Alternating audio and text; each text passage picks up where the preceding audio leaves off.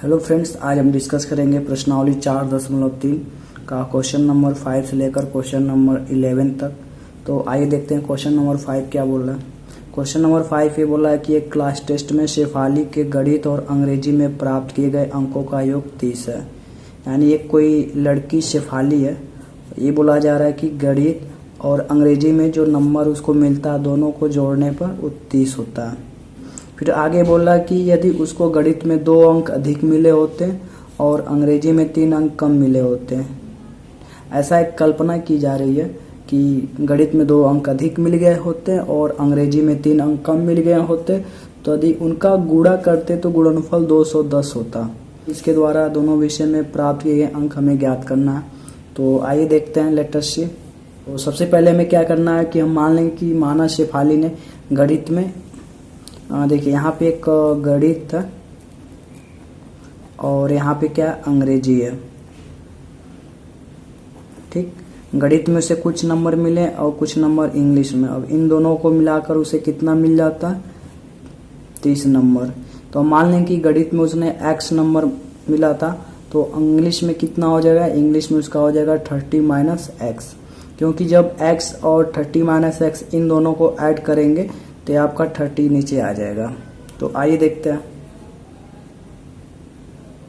तो यहाँ पर मान लें कि माना शेफाली को गणित में x अंक प्राप्त होते हैं तथा, तो देखिए हमने गणित में तो x मान लिया, तो इंग्लिश में उसे कितना मिलेगा? इसमें उसे 30 - x अंक मिलेंगे। अब प्रश्नानुसार आगे देखते हैं क्या बोल रहा है। प्रश्नानुसार ये बोल रहा है कि यदि उसको गणित में 2 अंक अधिक मिले होते हैं, यानी गणित में उसे कितना, गणित में हमने x माना था, तो ये बोला कि यदि 2 अंक अधिक मिले होते हैं, तो 2 अंक अधिक का मतलब हो गया x + 2। फिर आगे बोल रहा है कि यदि उसे इंग्लिश में 3 अंक कम मिले होते हैं, तो इंग्लिश का ये रहा उसका नंबर, तो ये हो जाएगा 30 - x, इसमें से 3 कम मिले होते हैं यानी -3, और इन दोनों का गुणनफल 210 के बराबर आता है। तो इन दोनों को आपस में गुणा कर देंगे और इसको 210 के बराबर लिख देंगे। तो फिर इसको सॉल्व करेंगे तो यहाँ से हमें द्विघात समीकरण मिलेगा। फिर उस समीकरण को हम गुणनखंड विधि या श्रीधराचार्य या द्विघाती सूत्र द्वारा हम x के मान को निकालेंगे। तो आइए देखते हैं। तो ये हो जाएगा आपका x + 2, ये आपका हो जाएगा 27 - x हो जाएगा = 210। x का मल्टीप्लाई एक बार 27 के साथ करेंगे, इसी x का मल्टीप्लाई एक बार x के साथ करेंगे। सेम कंडीशन 2 के साथ होगा, 2 का मल्टीप्लाई एक बार 27 के साथ होगा और इसी 2 का मल्टीप्लाई एक बार x के साथ होगा। जब x का मल्टीप्लाई 27 के साथ होगा तो आपका हो जाएगा 27x। जब x का मल्टीप्लाई x के साथ होगा तो x का स्क्वायर हो जाएगा, और यहाँ पे प्लस है, जब प्लस और माइनस का गुणा करेंगे तो माइनस हो जाएगा। फिर यहाँ 2 का मल्टीप्लाई 27 के साथ करेंगे तो ये आपका हो जाएगा 54 हो जाएगा। जब 2 का मल्टीप्लाई x के साथ करेंगे तो 2x हो जाएगा। अब यहाँ पे देखिए, यहाँ पे प्लस और माइनस है, जब प्लस और माइनस को आपस में गुणा करते हैं तो माइनस आता है, और ये हो जाएगा = 210। अब इसको थोड़ा और सॉल्व कर लेंगे। यहाँ पे 27x है और यहाँ पे 2x है, तो यहाँ पे आपका हो जाएगा 27x और a - 2x। जब इनको सॉल्व करेंगे तो 25x हो जाएगा, और -x² को ऐसे ही लिख दिया। अब ये 210 है, जब इधर आएगा तो माइनस हो जाएगा। फिर क्या हो जाएगा? सेम इसको ऐसे ही यहाँ पे नोट कर लेंगे, 25x हो जाएगा, -x² हो जाएगा।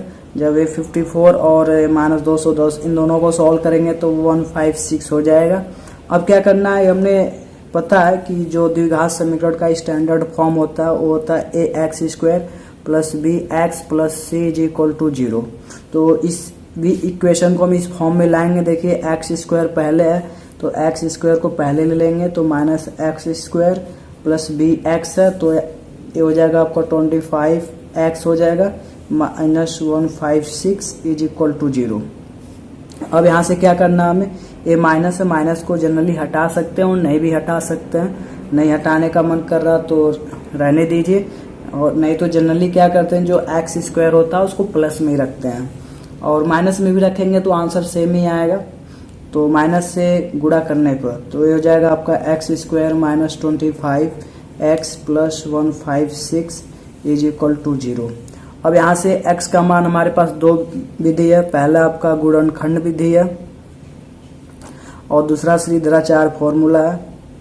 इन दोनों मेथड में से हम किसी को भी अप्लाई कर सकते हैं। तो यहाँ पे गुणनखंड विधि से करने जा रहे हैं। गुणनखंड विधि से करने का क्या होता है रूल कि जो एक्स स्क्वायर का गुणांक है और जो कांस्टेंट इन दोनों को आपस में गुणा करते हैं तो यहाँ पे 1 हिडन है। तो 156 का गुणा जब एक के साथ करेंगे तो 156 आएगा, यानी गुणा करने पर कितना आना चाहिए 156 आना चाहिए।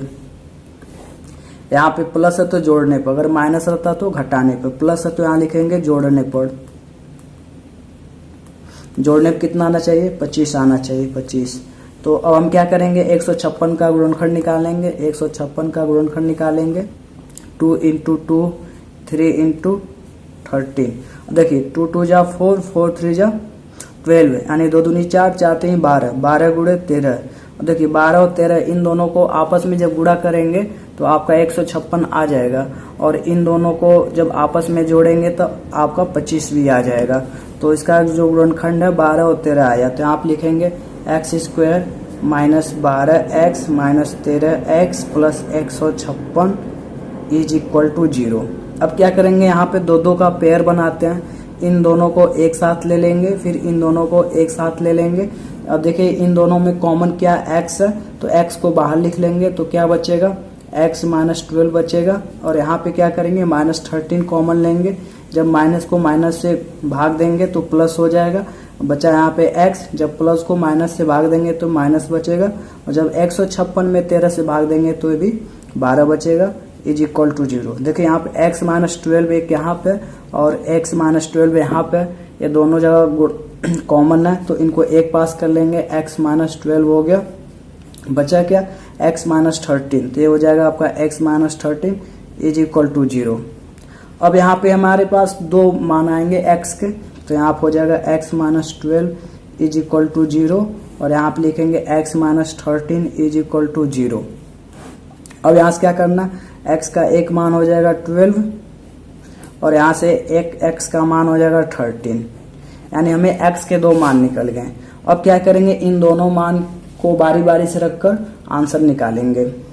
अब क्या करेंगे एक बार x इक्वल 12 लेकर चलेंगे और एक बार x बराबर 13 को लेकर चलेंगे। तो अब देखिए याद कीजिए स्टार्टिंग में हमने क्या माना, हमने स्टार्टिंग में यही माना था कि माना शेफाली को गणित में x अंक मिले, तो यहाँ पे x का मान यहाँ पे एक बार 12 को लेकर चलेंगे तो यहाँ पे रखेंगे 12।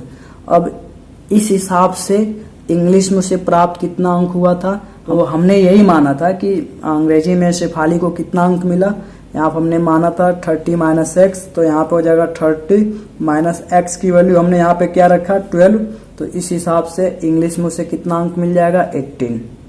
तो ये आपका हो गया आंसर।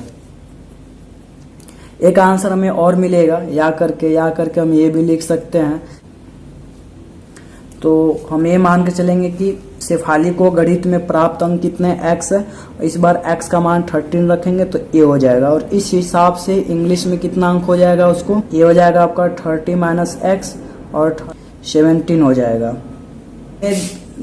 दो आंसर मिल रहे हैं, पहला आंसर आपका जब x का मान एक बार 12 रख रहे हैं तो, और इंग्लिश में वहीं पर 18 अंक मिल रहे हैं, और एक दूसरा मान जब हम x का मान 13 ले रहे हैं यानी गणित में उसे 13 अंक मिल रहे हैं तो इंग्लिश में उसे 17 अंक मिल रहे हैं। तो यहाँ पे दो डिफरेंट आंसर आएंगे, यदि आपके एग्जाम में आता है तो दोनों आंसर को शो करना है। अब नेक्स्ट क्वेश्चन ये है, एक आयताकार खेत का बिक्कड़ उसकी छोटी भुजा से 60 मीटर अधिक लंबा है। यदि बड़ी भुजा छोटी भुजा से 30 मीटर अधिक हो तो खेत की भुजाएं ज्ञात करनी है।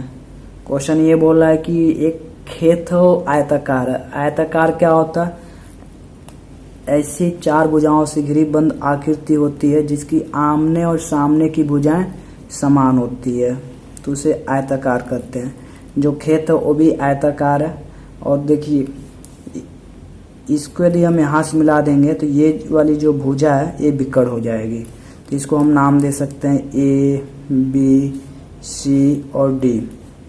फिर इस क्वेश्चन में ये बोला जा रहा है कि जो विकर्ण है उसकी छोटी भुजा से 60 मीटर अधिक है। देखिए इसमें सबसे छोटी भुजा आपको ये दिख रही है। यदि छोटी भुजा की लंबाई हमने यदि x मीटर मान लिया तो जो विकर्ण की लंबाई होगी इससे कितनी अधिक है, 60 मीटर अधिक है। तो इससे 60 मीटर अधिक का मतलब हो गया कि x में हम क्या करेंगे, 60 को जोड़ देंगे तो ये विकर्ण की लंबाई निकल गई। फिर ये बोला कि जो दूसरी बड़ी भुजा है, यानी ये बड़ी भुजा है, छोटी भुजा से कितना अधिक है, 30 मीटर अधिक है। यानी इसकी जो लंबाई है छोटी भुजा से कितना अधिक है, अधिक का मतलब प्लस हो गया, 30 मीटर अधिक है। तो ये हो गए तीनों भुजाओं की लंबाई। तो इस हिसाब से हम क्या देखते हैं कि आयताकार की ये दोनों भुजाएं एक दूसरे को 90 डिग्री पर कट कर रही हैं।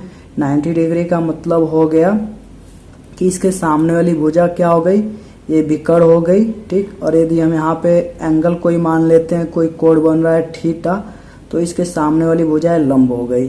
तो यहाँ पे हम क्या देखते हैं कि यह एक पाइथागोरस का प्रमेय बन रहा है। और पाइथागोरस का प्रमेय ये कहता है कि कर्ण का जो स्क्वायर होता है वो लंब का स्क्वायर प्लस आधार का स्क्वायर, इनके योगफल के बराबर होता है। इसी फॉर्मूले पर, इसी थ्योरी पर हम इस क्वेश्चन को सॉल्व करेंगे। तो आइए देखते हैं यहाँ पे सॉल्यूशन। तो हम यहाँ पे मान लेंगे कि माना आयताकार खेत की छोटी भुजा है वो x मीटर है, और यहाँ पे हम एक बना देंगे डायग्राम, और इस डायग्राम में हम ये शो करेंगे कि ये एक खेत है, और इस दोनों को हम मिला देंगे और इसको देंगे A नाम, और इसको B, और ये C और ये D। ये आपकी छोटी भुजा हो गई। और इसे मान लेंगे इस छोटी भुजा की जो लंबाई है x मीटर है। तो इस प्रकार जो विकर्ण की लंबाई होगी इस छोटी भुजा से सिर्फ और सिर्फ 60 मीटर अधिक है। अधिक का मतलब हमने प्लस कर दिया। और जो दूसरी बड़ी भुजा है ये 30 मीटर अधिक है छोटी भुजा से, तो छोटी भुजा के साथ हमने 30 और ऐड कर दिया, ये हो गई इसकी लंबाई।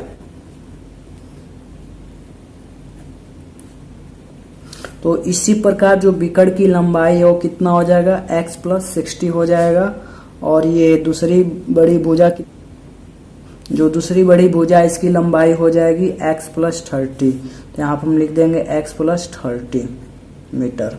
अब देखिए ये वाली भुजा आपका क्या बन रहा है, यदि हम यहाँ पे थीटा एंगल मान लें तो ये आपका लंब हो जाएगा। ये वाली भुजा, यानी ये वाली भुजा लंब हो गई और ये वाली भुजा आधार हो गई, लंब आधार। और यहाँ पे 90 डिग्री का एंगल बन रहा है, तो इसके सामने वाली भुजा विकर्ण बन गई। तो ये विकर्ण हो गया, ये आधार हो गया, यानी ये आधार हो गया, ये आपका लंब हो गया, और ये आपका क्या हो गया, विकर्ण हो गया। तो आधार, लंब और विकर्ण इन तीनों में ये संबंध होता है। जब लंब का स्क्वायर और आधार का स्क्वायर इन दोनों को ऐड करते हैं तो कर्ण के स्क्वायर के बराबर होता है। तो हम यहाँ पे लिखेंगे पाइथागोरस प्रमेय से। पाइथागोरस प्रमेय ये बोलता है कि लंब का स्क्वायर प्लस आधार का स्क्वायर बराबर होता है कर्ण का स्क्वायर।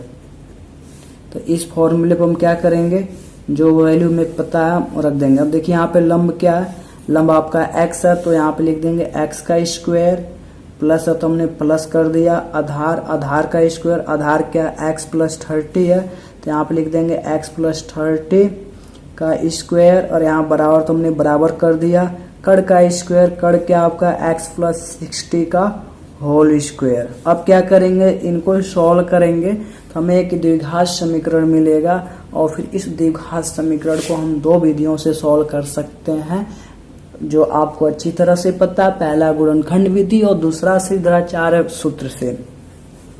तो ये हो जाएगा आपका एक्स स्क्वायर, ये देखिए ए प्लस बी का होल स्क्वायर, यानी एक बार इसका स्क्वायर करेंगे, एक बार इसका स्क्वायर करेंगे, प्लस 2ab करेंगे, तो हो जाएगा आपका x a square plus b square plus 2 into a का मतलब x हो गया into b is equal to, देखिए यहाँ भी a प्लस बी का होल स्क्वायर है, तो एक बार a का स्क्वायर करेंगे, एक बार b का स्क्वायर करेंगे, plus 2 into a into b कर दिया हमने। अब इसको थोड़ा और सॉल्व कर लेंगे तो ये आपका एक्स स्क्वायर और ये एक्स स्क्वायर, इन दोनों को जोड़ेंगे तो ये हो जाएगा आपका 2x स्क्वायर हो जाएगा। 30 का स्क्वायर आपका कितना हो जाएगा, 900 हो जाएगा। फिर क्या, 30 दूनी 60, तो 60x हो जाएगा। फिर इसको देखेंगे, एक्स स्क्वायर हो जाएगा और 60 का स्क्वायर कितना हो जाएगा, पहले 6 का स्क्वायर लिख लीजिए, 36 होता और 2 जीरो और बढ़ा दीजिए, प्लस 60 दूनी 120 x हो गया। अब ये जो सभी वैल्यू है इसको क्या करेंगे, बराबर के इधर लेकर आ जाएंगे, या फिर इन वाले वैल्यू को हम बराबर को उधर लेकर आ जाएंगे ताकि एक द्विघात समीकरण हमें मिल जाए। तो इस वाले सभी वैल्यू को इधर लेकर आइए, ये प्लस में है, ये भी प्लस में, ये भी प्लस में, जब इधर आएंगे तो सभी माइनस में हो जाएंगे। तो ये हो जाएगा आपका 2x square plus 900 plus 60x, जब इधर आएगा तो माइनस हो जाएगा एक्स स्क्वायर, जब इधर आएगा तो माइनस हो जाएगा 3600 minus 120x is equal to 0। अब देखिए ये 2x स्क्वायर और ये x स्क्वायर, यहाँ पे x स्क्वायर को x स्क्वायर के साथ सॉल्व करेंगे और यहाँ पे x वाले को x के साथ सॉल्व करेंगे, और जो कांस्टेंट वैल्यू है कांस्टेंट वैल्यू के साथ इनको हल करेंगे। तो यहाँ सबसे पहले x स्क्वायर वाले मान को देखते हैं। जब इन दोनों को सॉल्व करेंगे, यहाँ पे प्लस है और यहाँ पे माइनस है, जब प्लस और माइनस होता है तो घटा देते हैं। तो दो में से यहाँ पे एक छिपा है, एक को घटाएंगे तो एक बचेगा, एक लिखते नहीं है, तो एक्स स्क्वायर हो गया। अब यहाँ पे सबसे बड़ी दिक्कत आती है चिन्ह क्या लगाएंगे, प्लस लगाएंगे या माइनस, तो जो अंक बड़ा होता है उसी का चिन्ह लगाते हैं। तो यहाँ पे कौन सा अंक बड़ा, 2 का चिन्ह प्लस, हमने प्लस लगा दिया। ये 60x है और ये आपका माइनस 120 है। देखिए यहाँ भी प्लस और माइनस है, जब प्लस और माइनस होता है तो हमेशा घटाते हैं। 120 में से 60 जाएगा, क्या बचेगा 60x। अब यहाँ पे चिन्ह किसका लगेगा, चिन्ह बड़ी जो संख्या होगी उसका लगेगा। बड़ी संख्या 120 है या 60 है, तो 120 है, इसका चिन्ह क्या माइनस, तो हमने माइनस लगा दिया। अब 900 और माइनस 3600, जब इनको सॉल्व करेंगे, जब प्लस माइनस होता है तो इनको भी घटा लेंगे, 2700। अब 2700 का चिन्ह क्या होगा, प्लस होगा माइनस होगा। देखिए जो बड़ा अंक है उसी का चिन्ह होगा, बड़ा यहाँ पे 3600 या 900, 3600 इसका चिन्ह क्या है माइनस, तो हमने क्या लगा दिया माइनस इज इक्वल टू 0। देखिए यहाँ से हमें मिल गया एक द्विघात समीकरण को दो विधियों से सॉल्व कर सकते हैं। जो पहला मेथड है वो है आपका गुणनखंड विधि, और जो दूसरा मेथड है वो है आपका श्रीधराचार्य। इन दोनों मेथड में से किसी को भी आप फॉलो कर सकते हैं, दोनों मेथड से आंसर आएगा।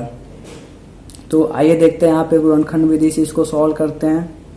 तो यहाँ पे छोटा सा रफ कर लेते हैं, रफ में हम देखेंगे कि गुणा करने पे कितना आना चाहिए और जोड़ने या घटाने का देख लेंगे। यहाँ पे 2700 है तो 2700 और एक्स स्क्वायर का गुणांक क्या 1 है, तो इन दोनों को आपस में गुणा करेंगे तो कितना आएगा 2700 आएगा। यानी गुणा करने पे कितना आना चाहिए 2700 आनी चाहिए। यहाँ पे माइनस है तो लिखेंगे घटाने पे, यदि प्लस होता तो लिखते हैं जोड़ने पर, तो घटाने पे कितना आना चाहिए, घटाने पर 60 आना चाहिए। तो अब क्या करेंगे हम 2700 का गुणनखंड करेंगे और गुणनखंड का ऐसा कॉम्बिनेशन बनाएंगे कि आपस में गुणा करें तो 2700 आ जाए और उनको आपस में घटा दें तो 60 आ जाए। तो आइए देखते हैं, ऐसी संख्या का कॉम्बिनेशन बनाना है कि गुणा करने पर 2700 आ जाए और माइनस करने पर 60 आ जाए।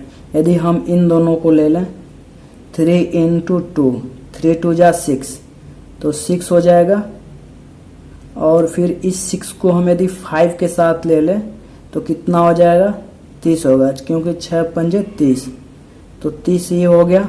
और फिर बाकी को आप गुणा कर दीजिए, 5 3 15, 15 3 45 और 45 दूनी 90। तो यहाँ पे कॉम्बिनेशन क्या बन रहा है 30 और 90 का।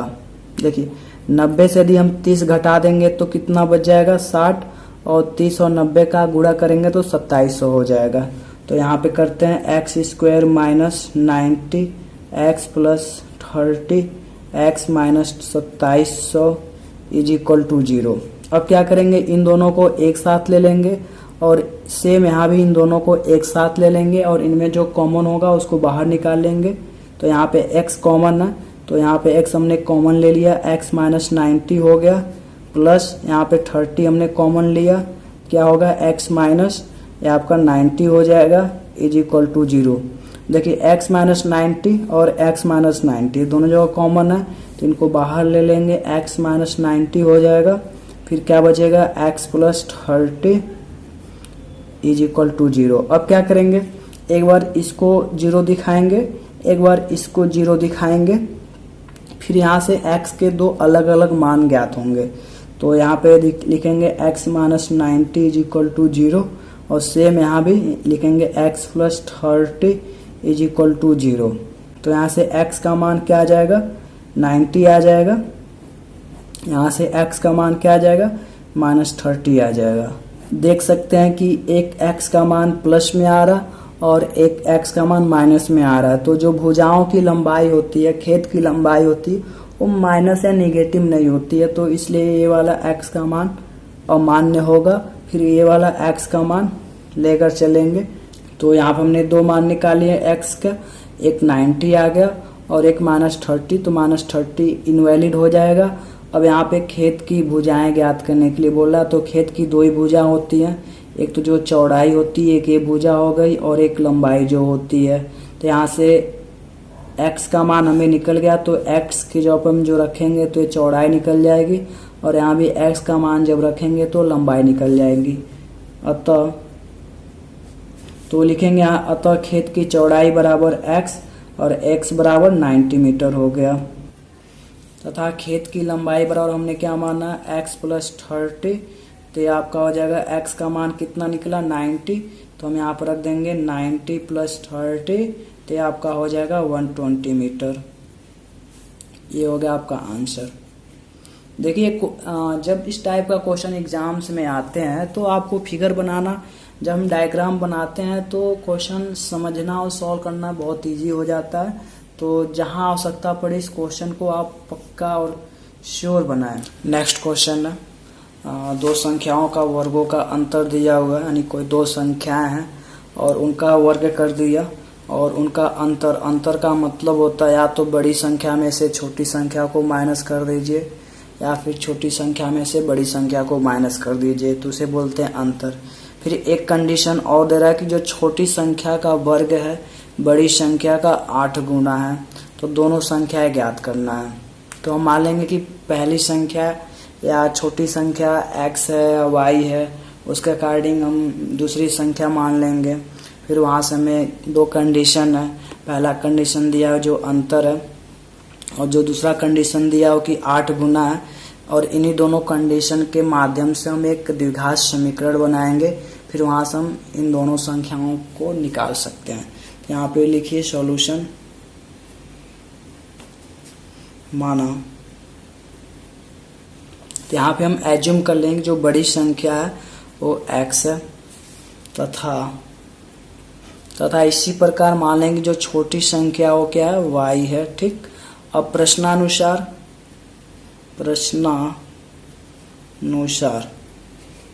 अब देखिए प्रश्नानुसार क्या बोल रहा है, दोनों के वर्गों का अंतर, यानी इसका भी वर्ग और इसका भी वर्ग, और अंतर का मतलब माइनस, और ये किसके बराबर हो जाता है, 180 के। तो दोनों का वर्ग कर लेते हैं, एक बार बड़ी संख्या का वर्ग कर लिया, फिर एक बार छोटी संख्या का वर्ग कर लिया, अंतर का मतलब हो गया माइनस, और जब अंतर करते हैं तो किसके बराबर होता है, 180, तो हमने 180 के बराबर कर दिया। तो यहाँ से हो जाएगा आपका x square minus Y square is equal to 180। इसे मान लेंगे समीकरण नंबर 1। देखिए हमने अब तक द्विघात समीकरण ही पढ़ा है, और द्विघात समीकरण में सिर्फ एक चर वाले राशि का हमने हल निकालना सीखा है। यानी यहाँ पे देखिए दो चर राशि आ गई, तो इनका सॉल्यूशन जनरली हम एक इक्वेशन से नहीं निकाल पाएंगे। इस प्रकार की इक्वेशन को सॉल्व करने के लिए ऐसा एक इक्वेशन हमारे पास और होना चाहिए। अब देखिए आगे क्या कह रहा है, आगे कह रहा है कि छोटी संख्या का वर्ग तथा छोटी संख्या का वर्ग। यहाँ पे छोटी संख्या क्या है, y है, तो y का हमने क्या कर दिया, वर्ग है, और एक किसके बराबर हो जाती है, बड़ी संख्या का 8 गुना है। तो बड़ी संख्या हमने क्या माना था, x, और इसका कितना है, 8 गुना है। तो ये हो जाएगा आपका Y square is equal to 8x हो जाएगा। अब यहाँ से हम क्या कर सकते हैं, देखिए वाई स्क्वायर की जगह पर हम क्या रख सकते हैं, 8x रख सकते हैं। तो हम लिखेंगे अतः Y square is equal to 8x का मान समीकरण 1 में रखने पर। तो यहाँ से आपको क्या मिलेगा, समीकरण 1 क्या था, X square minus Y square is equal to 180। अब जहाँ पे वाई स्क्वायर है उसके जगह पे 8x रख देंगे, तो एक्स स्क्वायर माइनस हो जाएगा आपका 8x इज इक्वल टू 180। तो हमने कुछ नहीं किया, जहाँ वाई स्क्वायर है वहाँ पे सिंपली आपको 8x रख देना। तो वाई स्क्वायर की जगह हमने 8x रख दिया। अब हमें मिल गया एक द्विघात समीकरण एक चर राशि वाला। तो हो जाएगा आपका एक्स स्क्वायर माइनस 8x हो जाएगा। जब एक प्लस इधर आएगा तो माइनस हो जाएगा। 180 इज इक्वल टू क्या हो गया, 0। अब यहाँ से देखिए हमें क्या मिल गया। अब यहाँ से हम ये कह सकते हैं कि हमें एक द्विघात समीकरण मिल गया, और इस द्विघात समीकरण को हल करने के हमारे पास दो तरीके हैं। पहला जो है वो आपका है गुणनखंड विधि, और जो दूसरा मेथड है वो है श्रीधराचार्य। तो इन दोनों में से किसी भी मेथड को अप्लाई करके हम x का मान निकाल सकते हैं। जो आपको इजी पड़ता है आप उस मेथड से कर सकते हैं। यदि क्वेश्चन में पहले से ही बोल दे कि नहीं इसका मान श्रीधराचार्य सूत्र या द्विघाती सूत्र की सहायता से निकालिए, तो आपको इसी मेथड से करना है। और क्वेश्चन में यदि ये भी लिख दे कि गुणनखंड विधि से x का मान निकालना, तो गुणनखंड विधि आपको अप्लाई करना है। लेकिन यदि क्वेश्चन में कुछ भी नहीं बोल रहा है तो आप फ्री हैं, दोनों में से किसी भी मेथड को फॉलो कर सकते हैं। तो इस गुणनखंड विधि से इसको हम सॉल्व करेंगे। और देखिए यहाँ पे कांस्टेंट 180 है अचर राशि, और एक्स स्क्वायर का गुणांक 1 है। तो जब 180 का गुणा 1 के साथ करेंगे तो यानी गुणा करने पर कितना आना चाहिए, 180 आना चाहिए। और यहाँ माइनस है तो लिखेंगे घटाने पर, घटाने पे कितना आना चाहिए, 8 आना चाहिए। अब हम क्या करेंगे, 180 का ऐसा गुणनखंड निकालेंगे और उनका ऐसा कॉम्बिनेशन बनाएंगे कि गुणा करने पे 180 आ जाए और घटाने पर 8। तो देखिए 180 का हमने यहाँ पे गुणनखंड कर दिया। तो गुणनखंड क्या आया, 2 इंटू 2 इंटू 3 इंटू 3 इंटू 5। अब हमें यहाँ पे कॉम्बिनेशन बनाना है। अब देखिए इन दोनों को यदि हम एक साथ ले लें 5 और 2 को, तो आपका 10 हो जाएगा। और बाकी इनको एक साथ कर लीजिए, 3 3 9 9 दूनी 18, 18 और 10। देखिए 18 10 को जब गुणा करेंगे तो 180 आ जाएगा। फिर जब 18 में से 10 को माइनस करेंगे तो 8 आ जाएगा, यानी ये कॉम्बिनेशन बन रहा है। तो हो जाएगा आपका x square minus 18x plus 10x minus 180 बराबर 0 हो जाएगा। फिर इन दोनों को एक साथ कर लीजिए और इन दोनों को एक साथ कर लीजिए। फिर इनमें जो कॉमन हो उसे बाहर ले लीजिए, x कॉमन है। जब इसमें से एक x बाहर आएगा तो x बचेगा, फिर यहाँ पे 18 बचेगा। फिर ये प्लस है तो प्लस रहने दीजिए। यहाँ देखिए 10 है और यहाँ भी 10 कॉमन है। जब 10 कॉमन लेंगे तो x बचेगा माइनस 18 बचेगा इज इक्वल टू 0 हो जाएगा। फिर यहाँ पे x माइनस 18, फिर x माइनस 18 दोनों जगह कॉमन है तो इसको एक जगह रख लीजिए, x माइनस 18 हो जाएगा। फिर यहाँ पे क्या बचा, x बचेगा, x प्लस है तो प्लस, 10 है तो 10 इज इक्वल टू 0। अब क्या करेंगे, एक बार इसके लिए 0 दिखाएंगे, एक बार इसके लिए 0 दिखाएंगे। तो आपका x माइनस 18 बराबर 0 हो जाएगा, x बराबर आपका 18 आ जाएगा। और यहाँ भी क्या करेंगे, x plus 10 is equal to 0 दिखाएंगे तो x बराबर माइनस 10 आ जाएगा।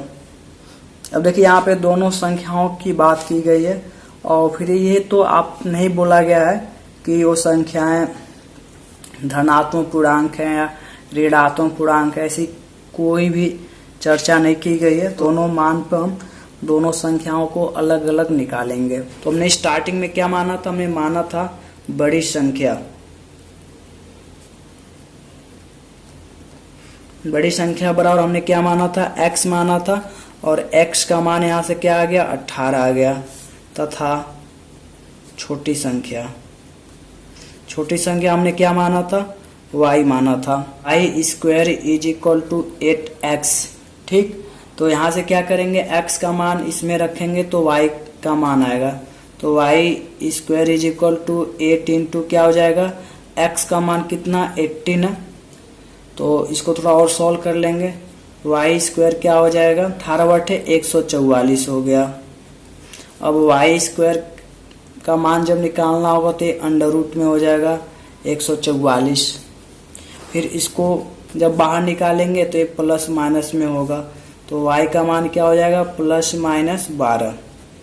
अब आपके दिमाग में ये घूम रहा होगा कि ये तो ठीक है, लेकिन ये प्लस माइनस कहाँ से आ गया। देखिए, जब भी स्क्वायर होता है और उस स्क्वायर का जब मान निकालते हैं तो ये स्क्वायर इधर आता तो अंडर रूट में हो जाता है, और अंडर रूट से वैल्यू जो भी बाहर आती है वो उसका मान प्लस और माइनस दोनों लेते हैं। देखिए, क्योंकि जब +12 का स्क्वायर करेंगे तो 144 हो जाएगा, और -12 का भी जब स्क्वायर करेंगे तो 144 हो गया। तो इस प्रकार y का मान हमें 2 मिला। जब x हमने पहली संख्या 18 माना तो y बराबर क्या आ गया हमारे पास, +-12 आ गया। एक तो आंसर हमें ये हो गया, और दूसरा आंसर देखते हैं। जब x बराबर -10 लेने पर, x बराबर -10 पर लेकर चलते हैं, तथा संख्या बराबर x, और x का मान यहाँ से -10 हमने ले लिया, और तथा छोटी संख्या क्या हो जाएगा, y हो जाएगा। और हमने क्या जाना, y square is equal to 8x होता है, तो यहाँ से y स्क्वायर का मान क्या आ जाएगा, y स्क्वायर का मान हो जाएगा आपका 8 इंटू -10 हो जाएगा। फिर इसको जब सॉल्व करेंगे तो y square is equal to क्या हो जाएगा, -80 हो जाएगा। अब यहाँ पे देखिए, यहाँ से y का मान क्या आ जाएगा, ±√-80। अब हमें यहाँ पे वास्तविक संख्या नहीं मिल रही है जो y का मान आता है, यानी x बराबर -10 पर हमें y का मान नहीं मिल रहा। यानी हमने जब बड़ी संख्या -10 माना है तो छोटी संख्या का मान एक वास्तविक संख्या नहीं आ रहा, तो हम इसलिए क्या करेंगे, यहाँ पे लिखेंगे ये अमान्य है। ठीक, और इसके पहले जो आंसर आया था वो करेक्ट था। x का मान आपका 18 एक बार आ गया, और फिर उसके अकॉर्डिंग y का मान +-12 दोनों सत्य है। नेक्स्ट क्वेश्चन है, एक रेलगाड़ी एक समान चाल से 360 किलोमीटर की दूरी तय करती है। यानी एक कोई रेलगाड़ी है, मान लिया हमने एक रेलगाड़ी है, ये 360 किलोमीटर की दूरी तय करती है। ठीक, यदि ये चाल 5 किलोमीटर पर आवर अधिक होता तो उस यात्रा में 1 घंटा समय कम लेता। यानी कहने का मतलब है, जैसे मान लीजिए आपको कभी भी सिटी जाना होता है तो घर आते हैं तो कोई सोचते हैं यार यदि हमारी स्पीड थोड़ी सी और अधिक रही होती, या फिर हम जाम नहीं लगा रहा होता तो 1 घंटा पहले मैं पहुंचा होता। तो यदि नॉर्मल स्पीड से जाती है तो इसको कुछ समय लगता है, वो मान लेंगे एक समय T घंटा लगता है। ठीक ना, तो आगे क्वेश्चन में ये बोल रहा है यदि उसकी स्पीड 5 किलोमीटर और अधिक बढ़ गई होती है, यानी यदि स्पीड माना उसका x किलोमीटर पर आवर है, जब इसमें हम 5 किलोमीटर और बढ़ा देते हैं तो उसको नेट 1 घंटे का समय की बचत हो जाती है। तो आइए देखते हैं इस क्वेश्चन को कैसे सॉल्व करते हैं। तो यहाँ पे मान लेंगे, यहाँ पे सबसे पहले लिखेंगे सॉल्यूशन, और यहाँ पे लिखेंगे माना। यहाँ पे सबसे पहले लिखेंगे माना रेलगाड़ी की चाल x किलोमीटर पर आवर है। यहाँ तक समझ आया। फिर उसके बाद ये कुल दूरी कितना है, कुल दूरी कितना दिया, 360 किलोमीटर। ये हो गया दूरी, और ये हो गया चाल। देखिए दूरी और चाल में किसका संबंध होता है, समय का। जब दूरी को चाल से भाग देते हैं तो समय निकलता है। ठीक, ये फॉर्मूला आप जानते होंगे, दूरी बराबर चाल गुणे समय। अब यहाँ से क्या करना, जब चाल का मान निकालना होता है तो यहाँ पे गुणा का चिन्ह, जब समय इधर आएगा तो भागा हो जाता।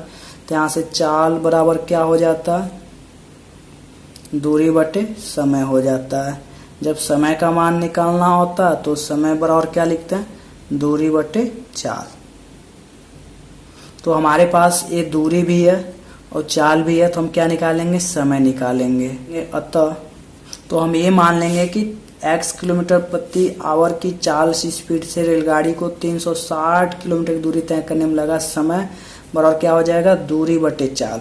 तो समय बराबर होता है आपका दूरी बटे चाल होता है। समय बराबर दूरी बटे चाल, तो यहाँ पे समय को मान लिया t1 और यहाँ पे दूरी 360 है और चाल क्या x है, तो इतना समय लेता है। अगली बार ये बोला जाता है कि यदि उसकी स्पीड 5 किलोमीटर प्रति आवर बढ़ जाती है, जब 5 किलोमीटर प्रति आवर की स्पीड बढ़ जाएगी तो रेलगाड़ी की चाल क्या हो जाएगी, x+5 हो जाएगी। तो यहाँ से फिर इसको समय क्या लगेगा, समय बराबर हो जाता है आपका दूरी बटे चाल।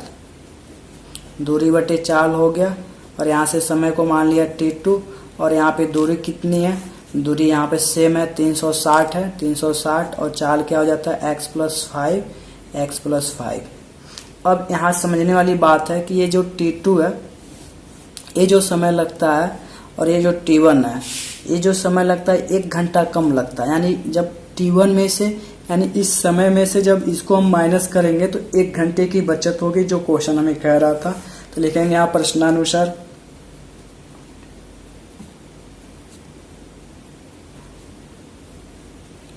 क्या हो जाएगा, t1 में से जब t2 को माइनस करेंगे तो 1 घंटे की बचत होती है। अब यहाँ से क्या करेंगे, t1 और t2 का मान रख देंगे। t1 का मान क्या था, 360 बटे x था, माइनस t2 का मान कितना था, t2 का मान था 360 बटे x+5 बराबर 1 था, तो हमने 1 कर दिया। अब इनको सॉल्व करेंगे। सॉल्व करने के बाद एक द्विघात समीकरण बनेगा। इस द्विघात समीकरण को हम क्या कर सकते हैं, सॉल्व कर सकते हैं गुणनखंड विधि से और श्रीधराचार्य द्विघाती सूत्र से। तो अब यहाँ पे क्या करना है कि x+5 का गुणा एक बार 360 के साथ होगा और इस x का गुणा एक बार 360 के साथ होगा, फिर आपस में इन दोनों का गुणा होगा। तो आइए देखते हैं क्या होता है। जब इसका गुणा इसके साथ करेंगे तो हो जाएगा आपका 360 गुणे x+5 हो जाएगा, माइनस है तो माइनस। अब x का गुणा 360 के साथ यहाँ भी होगा, तो 360 गुणे x हो जाएगा अपान, अब इन दोनों को आपस में गुणा कर देंगे, x into x+5 is equal to 1/1 कर लेंगे। 360 का गुणा एक बार x के साथ करेंगे तो हो जाएगा 360 x हो जाएगा। पुनः जब इसका गुणा इसके साथ करेंगे तो 5 6 के 30 हो जाएगा और एक जीरो पहले से, तो जीरो पहले से भी लिख लेंगे और 5 1 15 3 18 हो जाएगा। ये हो जाएगा प्लस, फिर ये हो जाएगा आपका माइनस 360 x हो जाएगा अपान, नीचे का गुणा करेंगे, x का गुणा जब x के साथ करेंगे तो x² हो जाएगा। पुनः जब x का गुणा 5 के साथ करेंगे तो आपका हो जाएगा 5x इज इक्वल टू 1/1 हो जाएगा। देखिए 360 से 360x कैंसिल हो जाएगा क्योंकि यहाँ पे एक माइनस और प्लस है। जब प्लस और माइनस होता है और दोनों संख्याएं समान होती हैं तो वो कट जाती हैं, कटने के बाद जीरो बचता है। तो ये आपका हो जाएगा 180 फिर एक जीरो यानी 1800 हो जाएगा। फिर नीचे हो जाएगा x² plus 5x is equal to 1/1। फिर क्रॉस गुणा करेंगे, इसका गुणा इसके साथ करेंगे, इसका गुणा इसके साथ करेंगे। जब एक का गुणा किसी भी संख्या के साथ करते हैं वही संख्या रहती है। तो आपका हो जाएगा x² plus 5x is equal to 1800। जब ये प्लस जब इधर आएगा तो माइनस हो जाएगा, x² plus 5x minus 1800 is equal to 0। अब देखिए यहाँ से एक द्विघात समीकरण मिल गया हमें और द्विघात समीकरण सॉल्व करने के हमने दो तरीके निकाल रखे हैं। पहला जो है गुणनखंड विधि है और जो दूसरा मेथड है वो श्रीधराचार्य मेथड है। तो इन दोनों में से किसी मेथड को आप फॉलो कर सकते हैं। अब यहाँ से क्या करेंगे, गुणनखंड विधि से इसको सॉल्व करेंगे। वर्क करने पर 1800 आना चाहिए और यहाँ पे माइनस है तो घटाने पर लिखेंगे, घटाने पर कितना आना चाहिए, 5 आना चाहिए। तो और फिर इसको 1800 का गुणनखंड निकालते हैं। 1800 का जब गुणनखंड निकालेंगे तो गुणनखंड क्या निकल कर आया, ये आ गया आपका 2 इंटू 2 इंटू 2, फिर से 3 इंटू 3 इंटू 5 इंटू 5 आ गया। अब इनका ऐसा कॉम्बिनेशन बनाएंगे कि गुणा करें तो 1800 आ जाए और घटा दे तो 5 आ जाए। तो इसको आपको थोड़ा सोचना पड़ेगा। इन तीनों को एक साथ ले लीजिए, तो 2 दूनी 4 दूनी 8, 8 हो गया। फिर इस 8 को 5 के साथ ले लीजिए तो कितना आ जाएगा, 8 पंच 40 हो गया। ये 40 हो गया। जो बचा उसको एक साथ कर लीजिए, 5 तेई 15, 15 तेई 45, एक हो गया 45। 45 और 40, जब 45 और 40 का कॉम्बिनेशन बनाएंगे तो इन दोनों को गुणा करने पर 1800 आ ही जाएगा। फिर 45 में से जब 40 को माइनस करेंगे तो 5 आ जाएगा। तो ये हो गया आपका x square plus 45x minus 40x minus 1800 is equal to 0 हो। यहाँ पे इन दोनों को एक साथ कर लीजिए, फिर इन दोनों को एक साथ कर लीजिए। यहाँ पे x कॉमन है तो x को मैंने बाहर ले लिया, x प्लस क्या हो जाएगा 45 हो जाएगा। और यहाँ पे माइनस 40 कॉमन लेंगे तो माइनस माइनस प्लस हो जाएगा। यहाँ पे x बचेगा, जब यहाँ भी माइनस माइनस लेंगे तो प्लस हो जाएगा। ये बचेगा आपका 45 is equal to 0। x plus 45 यहाँ भी है और x प्लस 45 यहाँ भी है, तो इन दोनों को एक साथ कर लीजिए। तो x प्लस 45 हो जाएगा एक साथ। क्या बचा, x माइनस 40 बचेगा इज इक्वल टू 0। ठीक, तो यहाँ पे क्या करेंगे, एक बार x प्लस 45 बराबर 0 एक बार दिखाएंगे और x minus 40 is equal to 0 दिखाएंगे। तो यहाँ x के दो अलग अलग मान निकलेंगे। जब x plus 45 is equal to 0 दिखाया और दूसरी बार जब x minus 40 is equal to क्या दिखाया 0, तो यहाँ से x का मान क्या हो जाएगा माइनस 45 हो जाएगा और यहाँ से x का मान कितना हो जाएगा 40 हो जाएगा। देखिए जो रेलगाड़ी की स्पीड है यहाँ माइनस में दिखा रहा है, माइनस ये वैलिड नहीं है, कोई भी स्पीड माइनस में नहीं होती है। और यहाँ पे प्लस में, तो हम इसको मान कर चलेंगे। तो हमने स्टार्टिंग में क्या माना था कि माना जो रेलगाड़ी का सामान्य चाल है x किलोमीटर पर आवर है, तो यही पूछ रहा है। तो अतः हमने क्या स्टार्टिंग माना था कि रेलगाड़ी का जो चाल है x किलोमीटर पर आवर है और x का मान कितना आ गया 40 किलोमीटर पर आवर। ये हो गया आंसर। यहाँ पे किलोमीटर पर आवर लिखना बहुत ही ज़रूरी है। यदि हम नहीं लिखते हैं तो हमें एग्ज़ाम या फिर टेस्ट में जब भी बैठेंगे तो हमारे नंबर 0 मिल जाएंगे। तो हमेशा इस यूनिट लिखना बहुत ही ज़रूरी है। नेक्स्ट क्वेश्चन, इसमें टंकी और पानी की बात चल रही है, तो आइए देखते हैं कैसे सॉल्व करेंगे।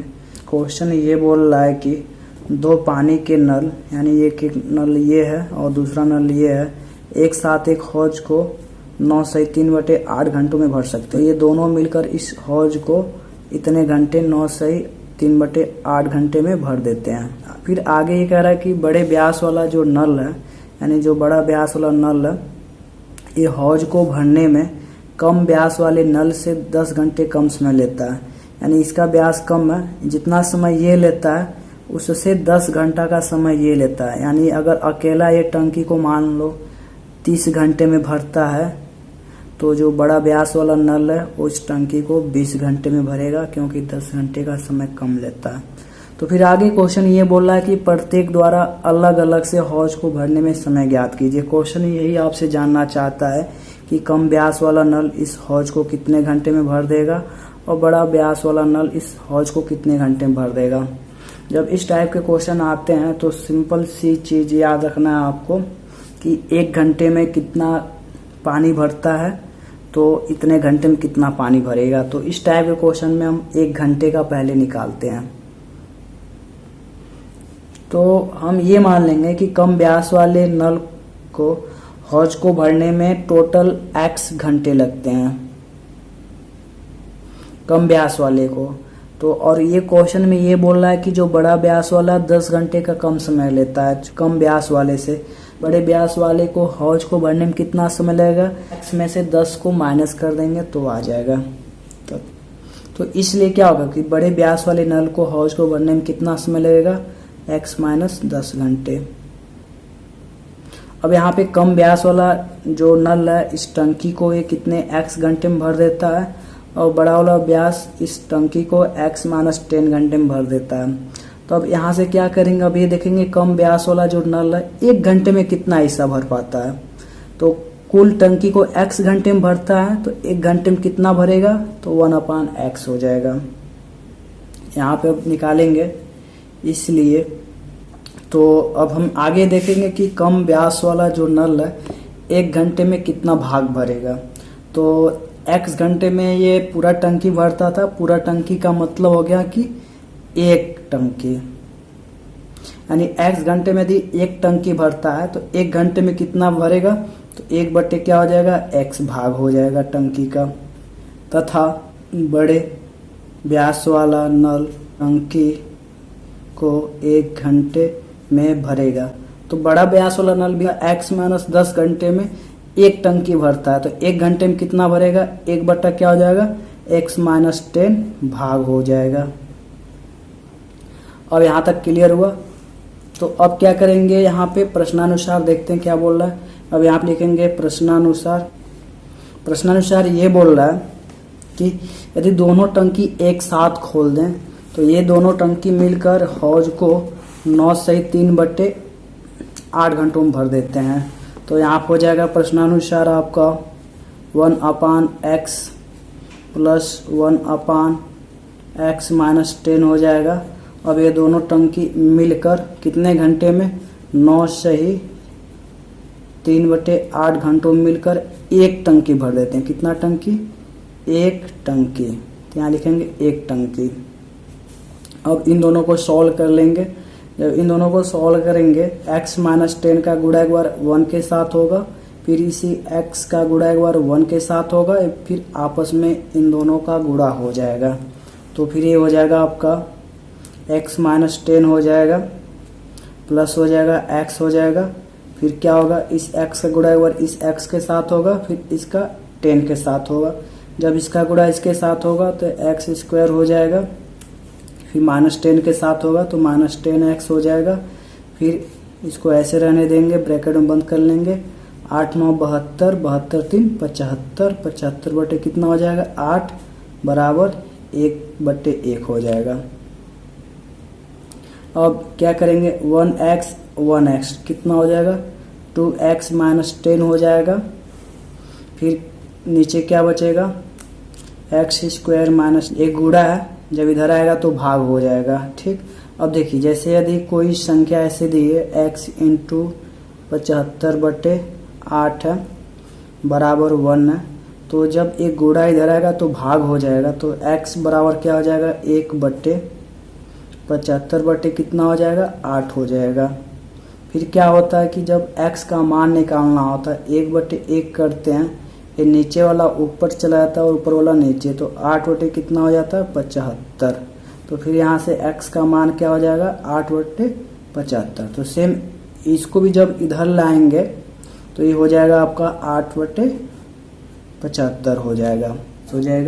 फिर 8 का गुणा जब x स्क्वायर के साथ करेंगे तो 8x स्क्वायर हो जाएगा।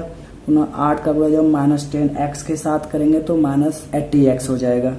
अब क्या करना है कि इन दोनों वैल्यू को इधर लेकर आना, तो ये हो जाएगा आपका 8x स्क्वायर माइनस 80x हो जाएगा, माइनस 150x, और जब माइनस है इधर आएगा तो प्लस, इसको ऐड कर लेंगे। देखिए जब बराबर का चिन्ह हो और यहाँ पे 0 हो तो हम क्या कर सकते हैं, इनको आपस में चेंज कर सकते हैं। ये जो वैल्यू है बराबर की इधर ला सकते हैं और 0 को उधर लेकर जा सकते हैं। तो हम ये लिख सकते हैं 8x square minus 80x minus 150x plus 750 is equal to 0।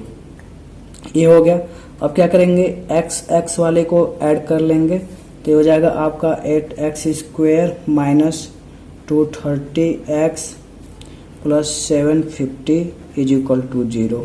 2 से डिवाइड कर दीजिए, 2 से डिवाइड करेंगे तो ये हो जाएगा आपका 4x square minus x plus ये हो जाएगा 2 या 10 इज इक्वल टू 0।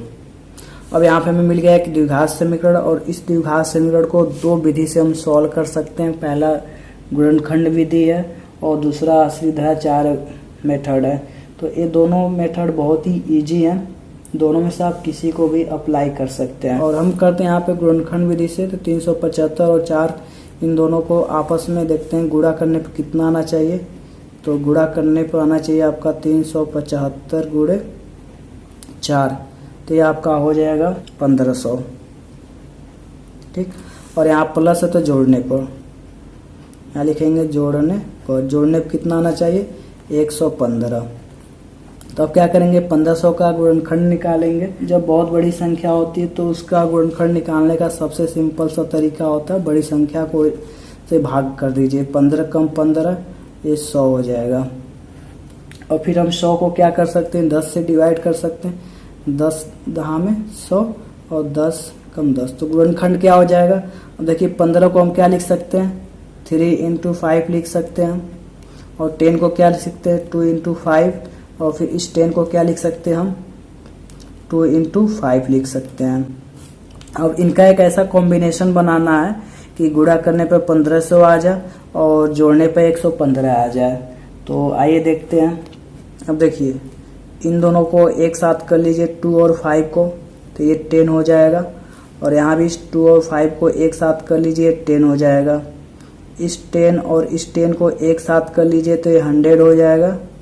बाकी जो बचा उसको एक साथ कर लीजिए, क्या क्या बच गया 3 बच गया और ये 5 बचा, तो 3 बचे 15। तो हमारे पास क्या क्या मिल गया, एक 100 मिल गया और एक 15 मिल गया। अब देखिए 100 और 15 इन दोनों को आपस में जब गुणा करेंगे तो 1500 आ जाएगा। फिर जब इनको आपस में जोड़ेंगे तो 115 आ जाएगा। तो ये हो जाएगा आपका 4x² - 100 x - 15x + 375 = 0। तो ये हो जाएगा। देखिए इन दोनों को एक साथ कर लीजिए और इन दोनों को एक साथ कर लीजिए। तो यहाँ पे 4 कॉमन है और x भी कॉमन है, तो यहाँ पे 4x कॉमन लेंगे तो क्या बचेगा x बचेगा, और यहाँ पे आपका 25 बचेगा। और यहाँ पे -15 कॉमन लेंगे तो -15 x बचेगा। फिर यहाँ पे माइनस हो जाएगा, ये आपका 25 बचेगा = 0। अब यहाँ पे x - 25 और यहाँ भी x - 25 ये दोनों एक साथ कॉमन है, तो इनको कॉमन कर लीजिए। x - 25 को एक साथ रख लिया और क्या बचा 4x - 15 = 0। अब यहाँ से क्या करेंगे, एक बार इसके लिए 0 दिखाएंगे, एक बार इसके लिए 0 दिखाएंगे। अब यहाँ पे x के दो अलग अलग मान हमें प्राप्त होंगे। यहाँ से जब x - 25 = 0 होगा, जब दूसरा 4x - 15 = क्या होगा 0 होगा। यहाँ से x का मान क्या हो जाएगा 25 हो जाएगा, और फिर यहाँ से 4x = क्या हो जाएगा 15 हो जाएगा। फिर x की वैल्यू क्या हो जाएगी 15/4 हो जाएगी। तो यहाँ से हमें x के दो अलग अलग मान मिल गए। अब इन दोनों मान पे हम क्या करेंगे आंसर निकालेंगे। तो हमने स्टार्टिंग में क्या माना था, हमने स्टार्टिंग में ये माना था कम व्यास वाले नल को भरने में लगा जो समय था x था, और x का मान हम क्या रखेंगे 15/4, तो 15/4 घंटे होगा। वाले नल को भरने में लगा समय बराबर क्या हो जाएगा 15 - 4 - 10। जब इसको सॉल्व करेंगे तो क्या हो जाएगा आपका 15 - 40/4 हो जाएगा। फिर ये हो जाएगा आपका -25/4 हो जाएगा। देखिए ये जो समय ये माइनस में आ जा रहा, तो इसलिए जो x का मान ये रहा 15/4 ये अमान्य होगा। तो ये क्या आंसर क्या यहाँ पे कर देंगे, ऐसे ब्रैकेट बना देंगे और लिख देंगे अमान्य। ठीक, अब नेक्स्ट देखते हैं जब x = 25 हो। ठीक, इस पर लेकर चलते हैं। तो यहाँ लिखेंगे पहले नल को भरने में लगा समय क्या माना था x घंटा। ठीक, तो यहाँ पे x का मान कितना आ गया 25, तो यहाँ पे लिख देंगे 25 घंटा। और इसी हिसाब से बड़े व्यास वाले नल को भरने में लगा समय क्या माना था हमने x - 10 माना था। फिर अब क्या करेंगे यहाँ से x का मान क्या 25 में से 10 को माइनस कर देंगे तो 15 बचेगा, 15 घंटे हो जाएगा। ये हो गया हमारा आंसर हो गया। नेक्स्ट क्वेश्चन है। नेक्स्ट क्वेश्चन ये बोल रहा है कि मैसूर और बंगलौर के बीच 132 किलोमीटर की यात्रा करने में, मान लिया यहाँ पे मैसूर है ठीक, और ये मान लिया बेंगलोर है, इन दोनों के बीच की जो दूरी है वो 132 किलोमीटर है।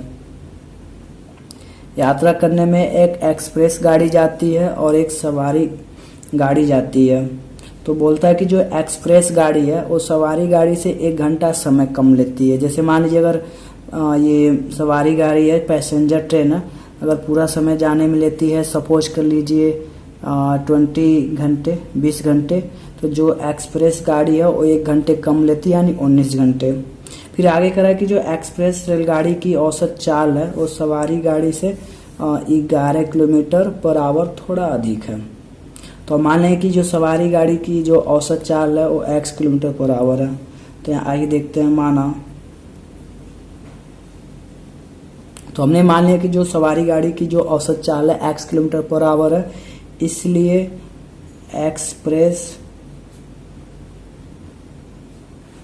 गाड़ी की जो औसत चाल होगी क्या होगी, 11 किलोमीटर अधिक है सवारी गाड़ी से। तो सवारी गाड़ी की x किलोमीटर थी पर आवर और 11 किलोमीटर अधिक है, तो हमने 11 किलोमीटर इसमें ऐड कर लिया। अब ये बोला है कि जो ये सवारी गाड़ी जाती है, ठीक, और ये जो एक्सप्रेस गाड़ी आती है, एक्सप्रेस गाड़ी जब जाती है तो इससे 1 घंटे का समय कम लेती है। तो अब यहाँ पे हम क्या करेंगे, हम निकालेंगे कि सवारी गाड़ी को जाने में कितना समय लगा, फिर एक्सप्रेस गाड़ी को जाने में कितना समय लगा। तो यहाँ पे लिखेंगे तथा, तो हम यहाँ पे निकालेंगे सवारी गाड़ी को जाने में कितना समय लगा, और समय बराबर क्या होता है, दूरी बटे चाल। दूरी कितना दिया हुआ 132 और चाल कितनी है x किलोमीटर, तो हो जाएगा आपका घंटा।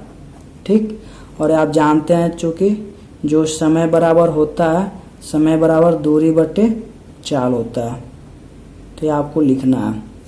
फिर तथा एक्सप्रेस गाड़ी को जाने में लगा समय बराबर क्या हो जाएगा, 132 बटे आ जाएगा 10 घंटा। अब बोल रहा है, आगे बोल रहा है कि जो ये सवारी गाड़ी समय लेती है और ये एक्सप्रेस गाड़ी जो समय लेती है, एक्सप्रेस गाड़ी जो का समय है इससे 1 घंटा कम है, यानी इसमें से जब हम इस समय को माइनस करेंगे तो 1 घंटा बचेगा। तो प्रश्नानुसार क्या हो जाएगा, जब इस समय में से जब इस समय को हम माइनस करेंगे तो 1 घंटे की बचत होती है। अब यहाँ से क्रॉस प्रोडक्ट करेंगे, तो क्रॉस प्रोडक्ट में आपका हो जाएगा 132 गुणे x प्लस 11 हो जाएगा। यहाँ हो जाएगा आपका 132 गुणे x हो जाएगा, और साथ में नीचे का गुणा करेंगे x इंटू एक्स प्लस 11 हो जाएगा, इज इक्वल टू 1 हो जाएगा।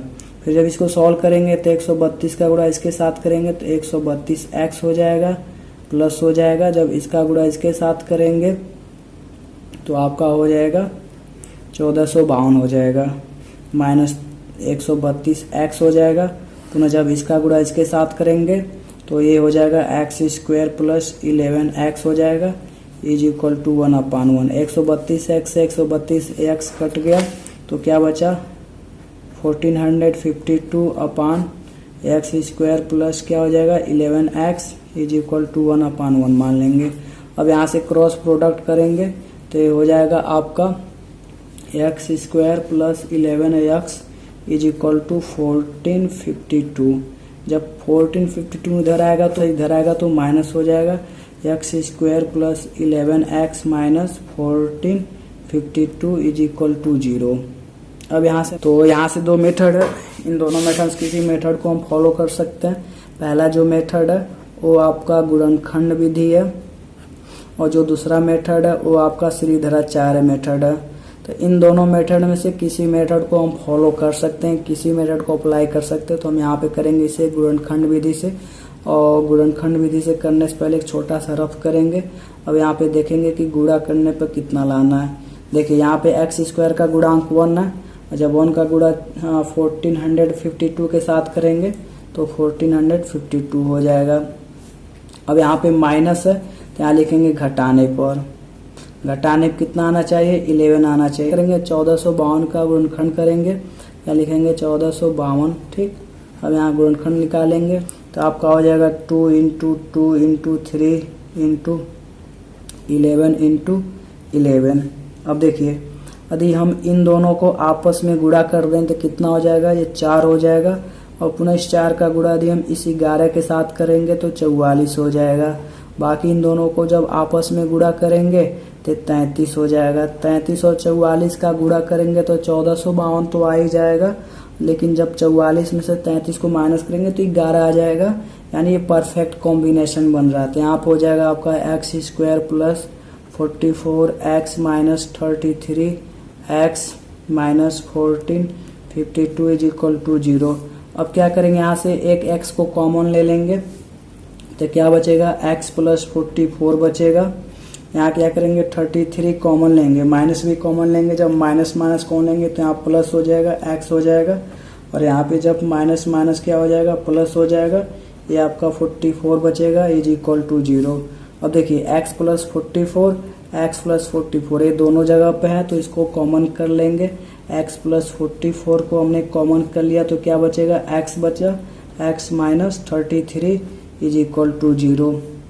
अब यहाँ से हमें x के दो अलग अलग मान निकलेंगे, ठीक। अब दोनों के लिए हम 0 दिखाते हैं, तो जब x प्लस 44 बराबर 0 होगा तब, और जब x minus 33 is equal to 0 होगा, तो यहाँ से x का मान क्या आ जाएगा, माइनस 44 आ जाएगा। यहाँ से x का मान क्या आ जाएगा, 33 आ जाएगा। देखिए जो स्पीड होती है वो माइनस नहीं हो सकती है, तो ये अमान्य हो जाएगा और ये मान्य होगा। तो अब इस हिसाब से हम क्या कर सकते हैं, अतः हमने क्या माना था कि जो सवारी गाड़ी की जो औसत चाल x माना था, अब यहाँ से x का मान कितना हो गया, 33 किलोमीटर पर आवर, तथा हमने एक्सप्रेस गाड़ी की जो औसत चाल क्या माना था, x प्लस 11 माना था, तो यहाँ से x का मान 33 है, 33 प्लस 11 हो जाएगा, तो ये आपका 44 किलोमीटर पर आवर हो जाएगा। ये हो गया आंसर। नेक्स्ट क्वेश्चन है, इसमें बोला है कि दो वर्गों के क्षेत्रफल का जो योग है 468 मीटर स्क्वायर है, और फिर आगे बोला कि इनके जो परिमापों का अंतर है 24 मीटर का है। दोनों वर्गों की भुजाएं हमें ज्ञात करना। तो सबसे पहले हम मान लेंगे जो पहले वर्ग की परिमाप है x मीटर है, तो यहाँ लिखेंगे माना। तो मान लेंगे कि जो माना पहले वर्ग का परिमाप x मीटर है, इसलिए पहले वर्ग का भुजा कितना हो जाएगा, परिमाप का चौथाई हो जाएगा, x बटे 4 मीटर हो जाएगा, तथा दूसरे वर्ग का परिमाप कितना हो जाएगा। देखिए क्वेश्चन में ही बोल रहा है कि दोनों परिमापों का अंतर 24 मीटर है, तो हमने जब एक को x मान लिया तो दूसरा वाला कितना हो जाएगा, x प्लस 24 मीटर हो जाएगा। इसलिए दूसरे वर्ग का भुजा कितना हो जाएगा, जब परिमाप दिया हो वर्ग का तो भुजा निकालना होता तो 4 से भाग कर देते हैं, तो x प्लस 24/4 हो जाएगा ये भुजा। अब प्रश्नानुसार जो कर रहा है उसके हिसाब से करते हैं। यहाँ लिखिए प्रश्नानुसार। प्रश्नानुसार क्या बोला, दोनों वर्गों के क्षेत्रफल का योग। दोनों का वर्ग निकालने के लिए क्या करना पड़ेगा, ये वाली भुजा और ये वाली भुजा, इनका स्क्वायर करेंगे। तो दोनों वर्गों का जो क्षेत्रफल निकालना होता है भुजा का स्क्वायर होता है, तो यहाँ पे x/4 का होल स्क्वायर हो जाएगा, प्लस अगर योगफल करा तो प्लस कर देंगे, दूसरी भुजा x प्लस 24/4 का क्या कर देंगे, स्क्वायर, फिर ये किसके बराबर हो जाता, 468 मीटर के बराबर होता है। फिर अब इनको सॉल्व करेंगे, सॉल्व करने के बाद हमारा आंसर आ जाएगा। फिर यहाँ से हो जाएगा आपका x का स्क्वायर x हो जाएगा, और 4 का स्क्वायर क्या हो जाएगा, 16 हो जाएगा, प्लस यहाँ पे क्या कर सकते हैं x प्लस 24 का होल स्क्वायर, और एक क्या हो जाएगा 16 का स्क्वायर बराबर 468 हो जाएगा। फिर इनको थोड़ा सॉल्व कर लेंगे, तो देखिए यहाँ पे 16 यहाँ भी है और 16 यहाँ भी है, इसको कॉमन ले लेंगे, तो 1/16 कॉमन लेंगे तो x स्क्वायर हो जाएगा, और ये a प्लस बी का होल स्क्वायर है, तो ये हो जाएगा आपका a square plus b square हो जाएगा, plus 2ab, 2 into a into b is equal to 468।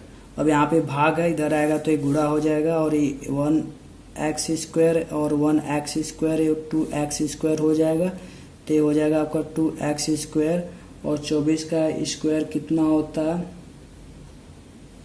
आपका 576 हो गया, ये 576 हो गया, और 24 दूनी 48 x हो गया इज इक्वल टू 468। देखिए जब ये भाग इधर आएगा तो गुणा हो जाएगा इंटू 16, तो ये आपका हो जाएगा 2x² प्लस 48x प्लस 576। और जब इन दोनों को आपस में गुणा करेंगे तो ये आपकी वैल्यू कितनी हो जाएगी, ये हो जाएगा आपका 7488। ठीक, जब इधर आएगा तो माइनस हो जाएगा, तो ये आपका हो जाएगा 2x² plus 48x plus 576 minus 7488 is equal to 0। इन दोनों 6912 इज इक्वल टू 0। ये माइनस है तो माइनस ही रहेगा, फिर 2 से डिवाइड कर देंगे, x² प्लस 24x माइनस ये हो जाएगा 3456 इज इक्वल टू 0। अब यहाँ से क्या करेंगे, दोनों विधि से हम क्या कर सकते हैं, यहाँ पे इसका मान निकाल सकते हैं, गुणनखंड विधि से भी और सीधाचार विधि से। तो यहाँ पे सीधाचार मेथड से निकालते हैं, माइनस हो जाएगा माइनस b यानी 24 प्लस माइनस b स्क्वायर यानी 24 का स्क्वायर माइनस 4 इंटू ए का मान 1 इंटू सी का मान माइनस क्या 3456 हो गया अपान 2 इंटू ए 2a कर दिया। तो यहाँ से x का मान हो जाएगा -24 प्लस माइनस, अब 24 का स्क्वायर कितना हो जाएगा आपका 576 हो जाएगा। अब ये माइनस माइनस क्या हो जाएगा प्लस हो जाएगा, फिर ये हो जाएगा आपका 13824 अपान 2 हो जाएगा। तो फिर यहाँ से x का मान क्या हो जाएगा, x का मान हो जाएगा आपका -24 प्लस माइनस, अब इन दोनों को ऐड कर लेंगे अपान 2 हो जाएगा। फिर यहाँ से x का मान क्या हो जाएगा -24 प्लस माइनस 120 अपान 2 हो जाएगा, 2 से डिवाइड कर लेंगे तो x का मान क्या हो जाएगा -12 प्लस माइनस 60 हो जाएगा। ठीक, अब क्या करते हैं, एक बार x का मान प्लस ले सकते हैं और माइनस, तो प्लस चिन्ह लेने पर जब प्लस चिन्ह लेंगे तो x बराबर क्या हो जाएगा -12 प्लस 60, तो x का मान क्या आ जाएगा आपका 48 आ जाएगा। जब माइनस चिन्ह लेंगे तो x का मान क्या आ जाएगा -12 माइनस 60, तो x बराबर क्या हो जाएगा आपका 72, ये अमान्य होगा। तो अतः वर्ग की भुजा, अब पहली वर्ग की भुजा कितनी होगी, हमने क्या माना था x अपान 4 माना था, यहाँ से x का मान क्या आ गया 48 अपान 4, तो x का मान क्या आ गया 12, यानी भुजा का मान कितना आ गया 12 मीटर। एक आंसर ये हो गया। तथा दूसरी वर्ग की भुजा, दूसरी वर्ग की भुजा क्या हो जाएगी x प्लस 24 अपान 4 माना था, तो यहाँ से x का मान क्या हो जाएगा, x का मान रखेंगे हम यहाँ पे 48 प्लस 24 अपान 4, तो ये आपका हो जाएगा 18 हो जाएगा। तो ये हो गया आंसर। तो जो पहली वर्ग की भुजा हमने क्या माना था x अपान 4, x का मान 48 रख दिया अपान 4, जब डिवाइड करेंगे तो 12 आ जाएगा 12 मीटर। दूसरी वर्ग की भुजा क्या माना था x प्लस 24 अपान 4, तो यहाँ पे x का मान रखा और 24, जब इनको सॉल्व करेंगे तो 18 आ जाएगा, यही ए मीटर में आएगा और ए भी मीटर में, हो गया आंसर।